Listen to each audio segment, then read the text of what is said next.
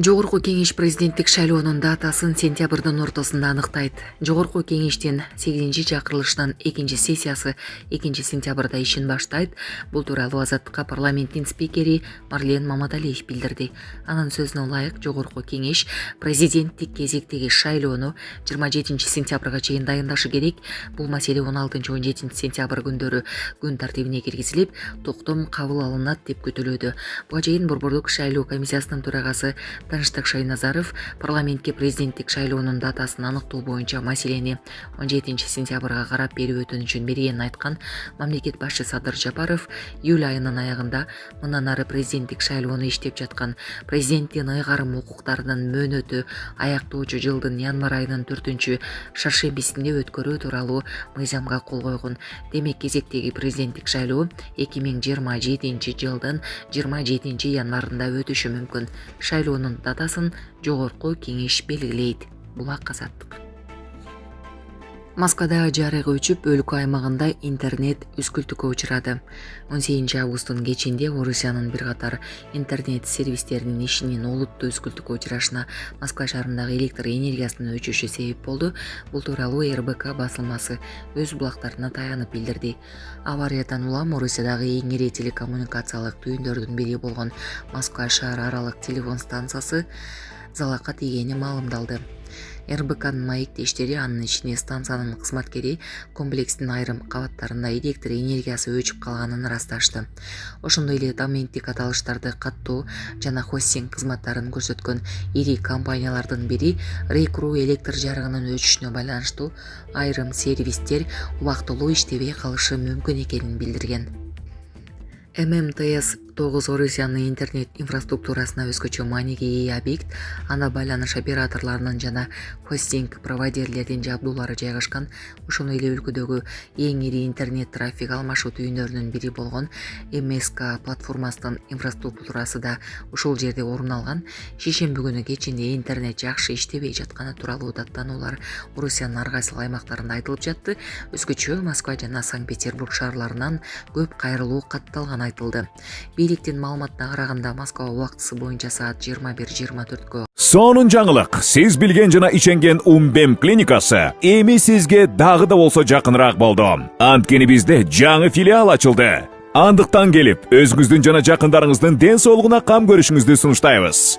Биздин жогорку даражадагы дарыгерлер төмөндөгү адистиктер боюнча кабыл алат: стоматология, гинекология, терапия, лор, хирургия, педиатрия, урология, УЗИ жана башка адистиктер. Лабораториялык анализдин 5000ден ашуун түрү алынат.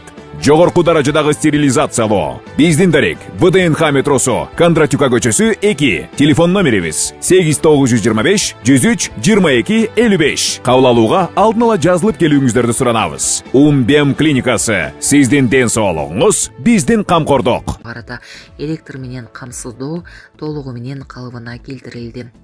Ростелеком компаниясы авария учурунда резервдик энергия булактарын, анын ичине дизелдик генераторлорду колдонгонун билдирди. Баштапкы маалыматтарга караганда, электр энергиясынын өчүшү Москвадагы Вавилов көчөсүндө жайгашкан ТЭЦ-20нын электроподстанциясында чыккан өрткө байланыштуу болушу мүмкүн. Телеграмдагы 112 каналы аталган объектте жарылуу болгонун кабарлады. Бирок бул маалыматты азырынча расмий органдар тастыктай элек. Булак Азаттык. Европадагы америкалык объектилерге коркунуч. НАТО билдирүү жасады. НАТО Иран тарабынан болушу мүмкүн болгон коркунучтарга каршы турууга жана альянска мүчө мамлекеттерди коргоо үчүн бардык зарыл чараларды көрүүгө даяр. Бул тууралуу альянстын өкүлү 19 августта чет элдик басылмаларга билдирген. Анын айтымында, НАТО ар кандай коркунучка каршы турууга даяр жана союздаш өлкөлөрдүн коопсуздугун камсыз кылуу үчүн бардык зарыл аракеттерди көрөт. Буга чейин Financial Times басылмасы булактарына таянып, АКШ менен Ирандын ортосундагы жаңжал кайрадан күчөгөн учурда Тегеран Европадагы америкалык аскердик объектилерге соккууну карап жатканын жазган. Маалыматка ылайык, мындай ыктымал соккулар АКШ менен Ирандын ортосундагы чың алуунун жаңы деңгээлге чыгышына алып келиши мүмкүн. Израилдин Сирияга соккусу Туркия менен кагылышуу коркунучун жаратты.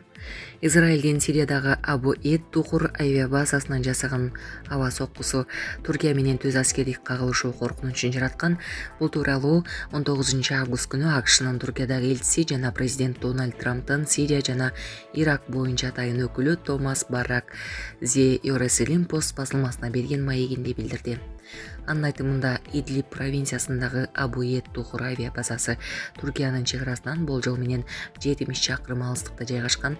Шейшемби күнү базага абадан соктурулган. Кийинчерээк Израилдин премьер-министри Биньямин Нетаньяхунун кеңсеси билдирүү таратып, сокку үчүн Израилдин жоопкерчилигин иш жүзүндө тастыктаган.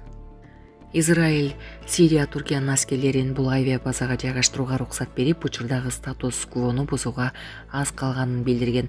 Барактын айтымында түрк аскерлери Израилдин учактары базанын бутага алып бара жатканын билген эмес. Ошондуктан алар өздөрүнө коркунуч жаралды деп эсептеп, согуштук учактарын абага көтөрүшү мүмкүн болгон. Бул Израиль менен Туркиянын, ошондой эле Сириянын ортосунда тез арада курчуп, түз аскердик кагылышууга алып келүү коркунучун жараткан, деди АКШнын атайын өкүлү. Сирияда Башар Асадтын аталаш тууганы өлүм жазасына тартылары айтылууда. Дамаск шаарынын соту Сириянын мурдагы президенти Башар Асадтын аталаш тууганы Басим Асадка өлүм жазасын өкүм кылды. Чет элдик басылмалар билдиргендей, ал жарандарды өлтүрүүгө жана кыйноого катышкан деп айыпталууда. Сот бул кылмыштар Сириядагы 2011-жылы башталган жарандык согуш учурунда жасалганын белгиледи. Мындан тышкары Басим Асадка ден соолукка атайлап оор залал келтирүү жана алдамчылык боюнча дагы 3 жылдан эркинен ажыратуу жазасы берилди. Анын мүлкү камакка алынды. Ал эми контрабанда жана байыңзат соодасына байланыштуу айыптар далилдери жетишсиз болгондуктан алынып салынды. Басим Асад 2025-жылдын июнь айында Ливандан кайтып келгенден кийин кармалган. Ал мурдагы президенттин өбүлөстөн өлүм жазасына өкүм кылынган биринчи адам болуп калды.